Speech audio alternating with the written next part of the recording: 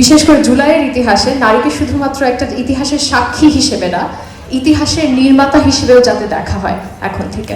এখন আসলে দেখার পালা যে আমরা যে এত কথা বললাম নারীর অধিকার নিয়ে, নারীর ক্ষমতায়ন নিয়ে, নারীর স্বীকৃতি নিয়ে, জুলাই নারীর ভূমিকা নিয়ে, সেটা কিভাবে বাস্তবায়ন করা হয়। শুধুমাত্র আমি সরকার বা এখানে উপস্থিত যারা তাদেরকে বলছি না, এটা যেহেতু জাতীয় নারী শক্তির ইভেন্ট, আমি তাদেরকেও বলছি শাহবাগে গিয়ে বসতে শুরু হয়েছে। তো পরবর্তীতে এই এনসিপিতে আসলে নীতি নির্ধারকদের মাঝে কতজন নারী, আমি এটা জানতে চাই। মানে এখানে নিশ্চয়ই যোগ্যতার প্রশ্নে তারা পিছিয়ে নেই, কারণ সে সময় আন্দোলনে তারাও ছিল।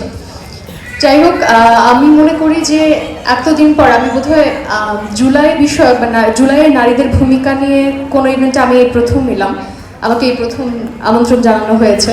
সেই জায়গা থেকে আমি জাতীয় নারী শক্তিকে ধন্যবাদ দিতে চাই এবং জাতীয় নারী শক্তির আহ্বায়ক মনিরা শামীম আপুকেও ধন্যবাদ দিতে চাই। যেটা বলেছি সেটা আরেকবারও বলতে চাই যে ইতিহাসে, বিশেষ করে জুলাইয়ের ইতিহাসে নারীকে শুধুমাত্র একটা ইতিহাসের সাক্ষী হিসেবে না, ইতিহাসের নির্মাতা হিসেবেও যাতে দেখা হয় এখন থেকে।